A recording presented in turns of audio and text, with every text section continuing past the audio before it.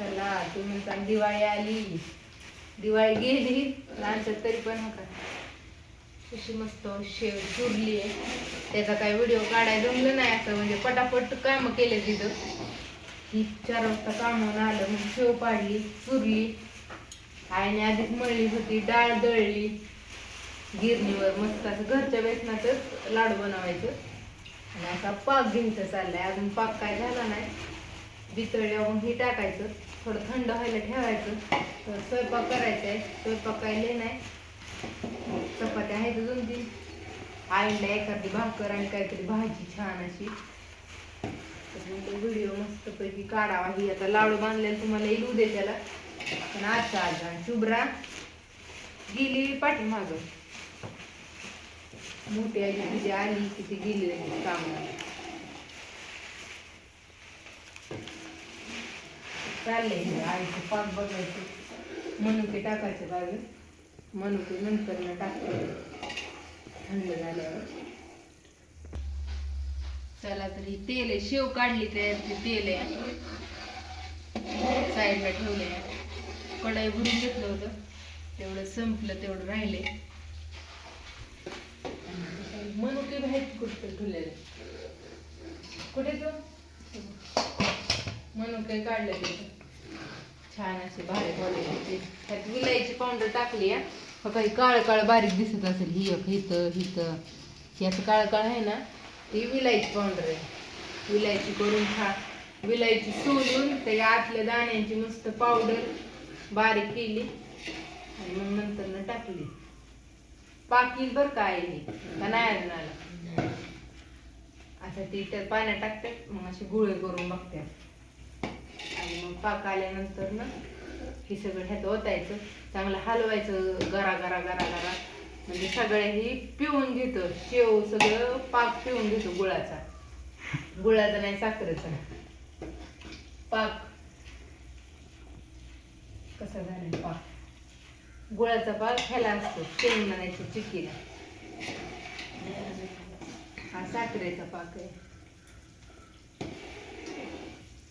Procedure म्हणलं केलं आम्ही.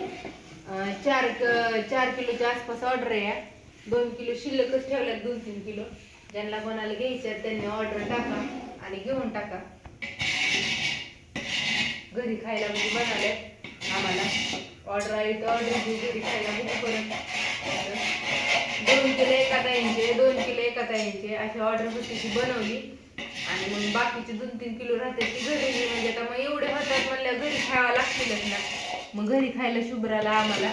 तरी पण त्यातून एखादी ऑर्डर आली तरी घेऊ शकतो ऑर्डर. असे जास्तीचेच ठेवले जायचं, कमी बनवले नाही तर. म्हणलं तर दिवाळी पण नाही खात्यात.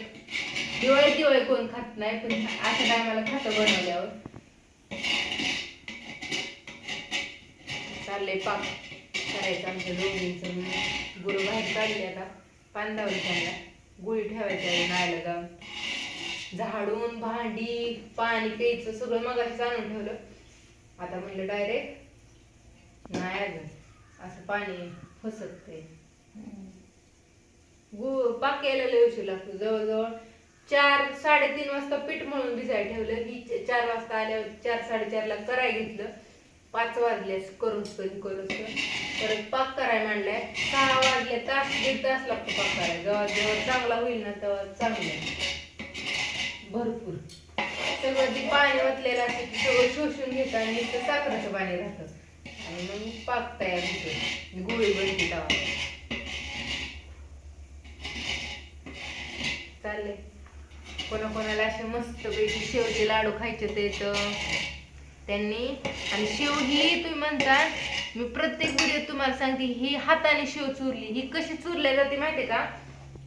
मग हात तुम्हाला ज्यावेळेस गरम घाणा असतो ना त्यावेळेस असा दाबून चोळला ना की लगेचच त्याची बारीक एकदम बारीक होती शेव. आता कुठं आहे बघा मोठं पण बघा तुम्हाला निवडून दाखवते मी.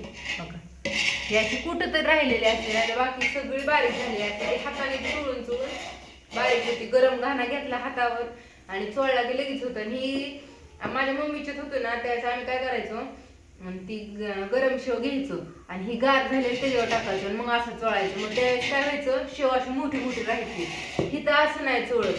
जी शेवचं का नाही ना ती सेपरेटच चोळायचा, त्याचं बारीक करायचं आणि मग इकडं घमेला टाकायचं. परत दुसरं घ्यायचं, परत चोळायचं आणि परत त्यात टाकायचं. ह्यानी अशी बारीक शेव होती. ही प्रोसेस आहे त्याची.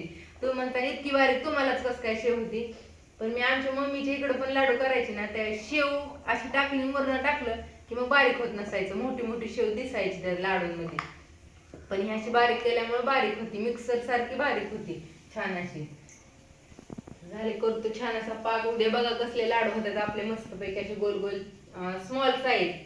आता आधी मीडियम करायचो, पण आता मोठे नाही आणि मीडियम पण नाही, आपली छोटी साईज ठेवली एवढे एवढे मस्त असे सरतील एका माणसाला. असे दोन दोन म्हणलं तरी खातात असे.